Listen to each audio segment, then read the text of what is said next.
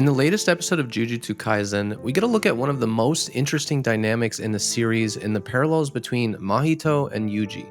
Itadori Yuji, the student dedicated to protecting his friends, and Mahito, the mass-murdering, psychopathic curse spirit, are two sides of the same coin. And while Yuji initially rejects this comparison when Mahito brings it to him, he does eventually come to accept that they are the same. So how are they the same? And why would Yuji agree and come to this understanding when they're clearly so different? To understand this, we have to start by taking a look at where curses come from in Jujutsu Kaisen. Curse spirits, or simply curses, are a race of spiritual beings invisible to humans, incarnated from the cursed energy that leaks out from humans over time due to their negative emotions. If that definition sounds familiar, it's because I stole it from the wiki.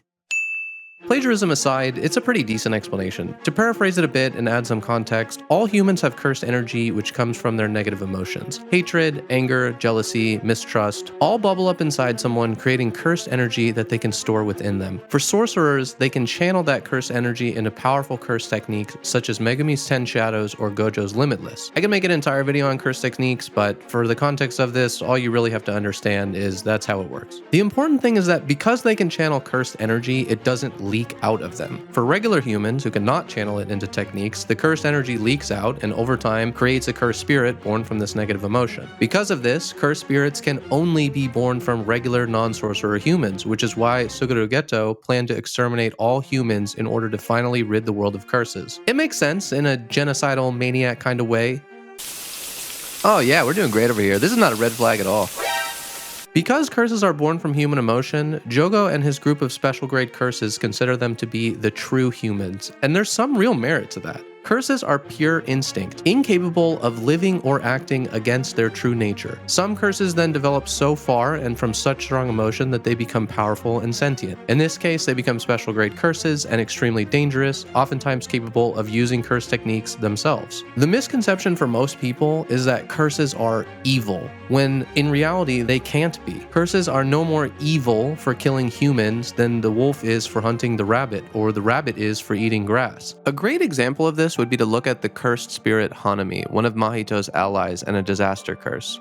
Hanami is a cursed spirit born from nature's desire to protect and preserve itself, and in many other forms of media, they would actually be the hero of the story. Just look at movies like Ferngully and Princess Mononoke, where the forest spirit is depicted as a benevolent creature who exists only to protect the environment and is willing to kill humans to do so. In Princess Mononoke, it's only by compassion and human sacrifice that the forest spirit is appeased.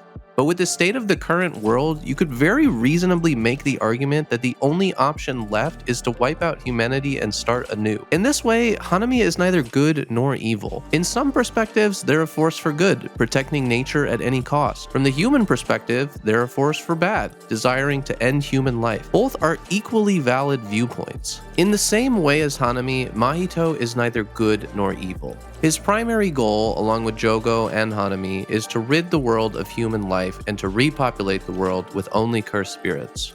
This is the exact goal of Yuji, but in reverse. Yuji and Mahito are mirrors of each other, both acting and relying heavily on their own instincts, killing the other side without thinking or bothering to count the number they've eliminated.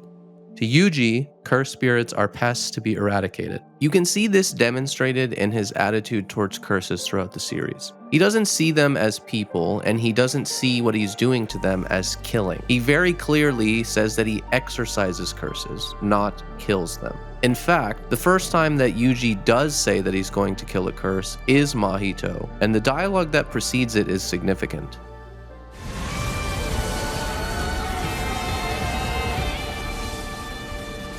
今まで俺の口から出た言葉は全て嘘だったんじゃないかと思えるくらい腹の底から出た本音ぶっ殺してやる。 This moment is really significant, especially right now, because this is Yuji realizing what he is now realizing again in Shibuya. This is not a game. This is not something that he can go into expecting everyone to survive and expecting to just do pest control, as Mahito said. He has to go in knowing he needs to kill. When he says that everything before felt like a lie, it was the make-believe fantasy he had created for himself that he could save everyone, everyone would live, and that there would be no problems. In seeing Junpei killed right in front of him, he realizes in this moment, this isn't something everyone will make it out alive. The only thing that he can do, the only choice that he has, is to kill all of the curses in front of him. This is something that Mahito as a curse understands very well. To Mahito, humans are the obstacles to be removed. He is openly carefree and thoughtless while killing humans, but it's not out of hatred or any kind of evil, it's out of apathy. Again, these curses are essentially natural disasters. Jogo represents the human fear of volcanoes. A volcano doesn't erupt and kill people because it hates them. It does it because it's the natural order for it to do. And yes, Mahito does gleefully kill humans, but I would argue that Gojo just as brutally and gleefully killed the forest spirit in Shibuya. ここ弱いんだって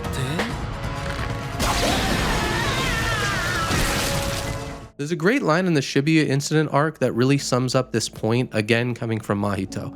He tells Yuji that it's a clash of ideals, and in essence, it's a battle to determine who are the true humans, who will get to inhabit the earth. Both Mahito and Yuji are the rabbit and the wolf in this example. The difference comes from their perspective. They're both shown to be incredibly instinctive, with Yuji quickly learning Black Flash and Mahito using the thrill of battle to learn domain expansion for the first time. They're both steadfast in their goals, and they see the other as the obstacle to overcome, not a person to be defeated. When Mahito asks Yuji if he's ever bothered to count the number of curses he's killed, it's an even deeper question than it sounds. To Yuji, he does not kill curses, he exercises them. He cannot kill a curse because he doesn't see it as something to be killed. He said this multiple times. Part of the reason he's so conflicted when he's fighting the Cursed Womb brothers is that he realized that he is in fact killing them. Their body does not disappear. This is a big distinction for him, and it's why he apologizes to the older brother before killing him. It's very unlikely Yuji is counting the number of curses he's killed when we get scenes like this one where he's just running around absent-mindedly drop-kicking anything within his range.